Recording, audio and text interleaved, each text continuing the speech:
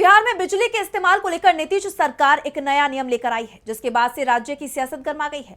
विपक्ष ने नीतीश सरकार के खिलाफ मोर्चा खोल दिया है, साथ ही बीजेपी पर भी जमकर निशाना साधा है। विपक्ष ने दावा किया है कि जहां जहां बीजेपी है वहां जनता से वसूली की जा रही है।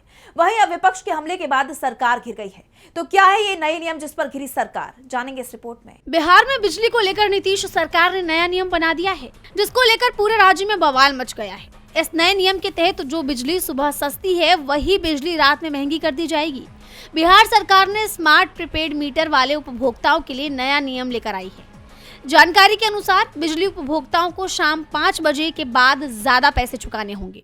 शाम 5 बजे से लेकर रात 11 बजे तक घरेलू उपभोक्ताओं को 20% ज्यादा शुल्क देना होगा।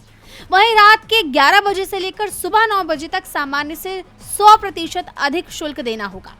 सरकार ने बिजली के शुल्क को 3 भागों में बांटा है। सुबह 9 बजे से शाम 5 बजे के समय को ऑफ पीक आवर माना गया है। इस वक्त उपभोक्ताओं को सामान्य दर का लगभग 80% ही भुगतान करना होगा, यानी करीब 20% की छूट मिलेगी। वहीं पीक आवर यानी शाम 5 बजे से रात 11 बजे तक रहेगा और इस दौरान नए नियम के तहत बिजली सबसे महंगी होगी। घरेलू उपभोक्ताओं को 10% अधिक शुल्क देना होगा। वहीं गैर घरेलू उपभोक्ताओं को 20% तक शुल्क चुकाना होगा।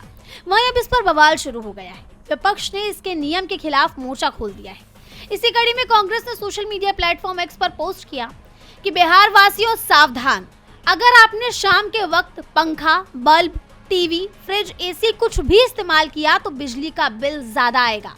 ये बीजेपी सरकार की वसूली का नया पैंतरा है, जिसमें शाम 5 बजे से रात 11 बजे तक बिजली के दाम 20% बढ़ा दिए गए हैं।